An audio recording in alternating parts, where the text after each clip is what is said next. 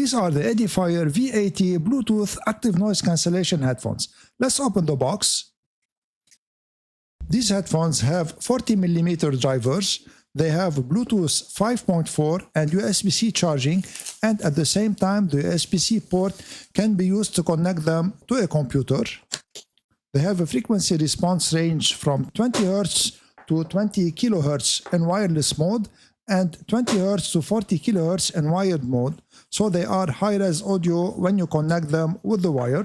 They also have fast charging, and the battery lasts up to 45 hours if you turn off ANC and up to 26 hours with ANC on. They have active noise cancellation and environmental noise cancellation so that to make noise-free phone calls.